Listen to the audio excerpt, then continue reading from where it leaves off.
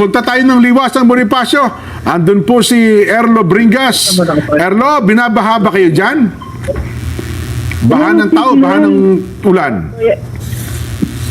Ako Kuya Jen, binabaha ng tao ngayon itong Liwasang Bonifacio sa dami ng mga dumalo ngayon para dito sa rally kontra korupsyon na inorganisa mismo ng United People's Initiative. Nakausap natin kanina si retired General Romeo Poquis, silang nag-organize itong aktibidad. Ang sabi ni General Poquis, Kuya Jen, ay nananatiling pangunahing panawagan ng kanilang pagkilos ang paglaban sa korupsyon sa pamahalaan at layunin din ng pagtipon na panagutin ang mga sangkot sa korupsyon at maibalik ang perang nakuha sa bayan. Sinabi rin niya na bukas itong pagkilos sa lahat ng sektor kahit hindi kasapi ng grupo. At kanina pasado alas 3 na ng hapon na magsimula itong aktibidad, although pa ulan-ulan dito ko din, may mga pagkakataong bubuhos ang ulan, pero yung mga dumalo ay hindi naman matinag, nananatili sila sa kanilang pwesto at habang pinapakinggan yung mga inimbitahang magtalumpati on stage. Nagsalita na kanina yung iba't ibang mga personalidad, kabilang nga si Cathy Binag at ilan pang mga kilalang kritiko ng BBM administration at tungkol nga sa patuloy na nagkaganap na korupsyon sa ating bansa. At habang gumagabi ko dyan ay patuloy yung pagdating ng ating mga kababayan dito sa Liwasang Bonifacio para makisa dito sa ginagawang rally. At ayon pa kay General Poquis, posibleng masundan pa nga itong rally na ito sa mga susunod na araw hanggat hindi na susolusyonan yung nangyayaring korupsyon sa pamahalaan. Yan muna ang latest. Balik sa inyo, Kuya Jen. Sa mga sandaling ito, ano na sitwasyon dyan? Erlo? Ako Jen, overflowing na yung tao, no, hanggang doon sa may kalsada, pero kinokontrol naman kaagad ng Manila Traffic and Transport and Bureau yung daloy ng sasakyan, kaya hindi naman siya nagsasanhi ng daloy ng trapiko. At visible naman sa other side nitong Liwasang Bonifacio yung mga tauhan ng Manila Police District para magbigay matiyak ng seguridad ng mga dumadalo ngayon dito sa pagtitipon na ito. At medyo maambon-ambon kayo dyan, pero yung mga dumadalo ay may mga kanya-kanyang dalang mga pananggala sa ulan.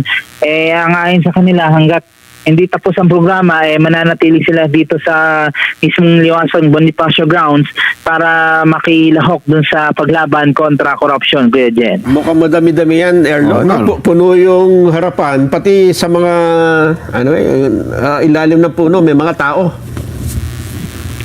Okay, Nelson, hanggang dito sa may park, yung sa may kabilang side ng Liwasang Bonifacio, both sides yan, may mga tao dahil dun mismo sa fountain, yung sa gitna, halos punong-puno na rin ng tao. No? Sinubukan natin umikot dun kanina.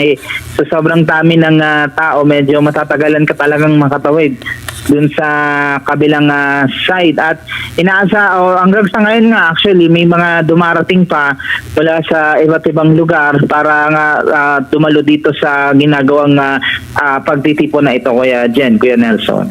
Hanggang ano oras sila dyan? Na-expect? Expected ko yan, no, alas 11 ng gabi yung matatapos ito, no, pero inaalam natin sa organizer kung isasagad ba ng 11 or mga bago mag-11 siguro ay matatapos na itong aktibidad dito, Kuya Jen. Okay. Di ba sila lilipat pagkatapos dyan?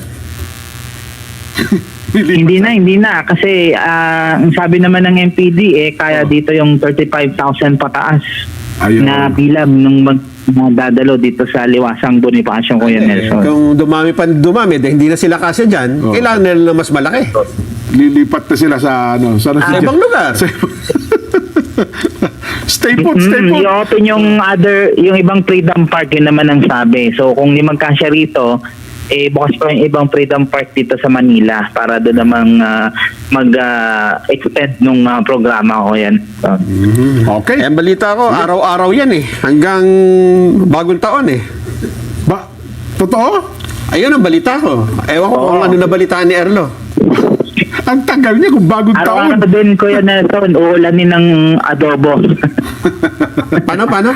Oo. Hanggang? Araw-araw uulanin ng adobo. Adobong manok, adobong baboy. Sige. Baon ng mga dumalo. Baka Wala tayong hanggang sa magagawa kung masama ang loob ng mga kababayan natin eh. No? Baka hanggang sa huli, Oo. adobong sitaw na lang yan pag nagkataon. Gustong maglabas ng sama ng loob eh. Oo. Wala tayong magagawa kung araw-araw nilang gawin yan, di ba? Oo.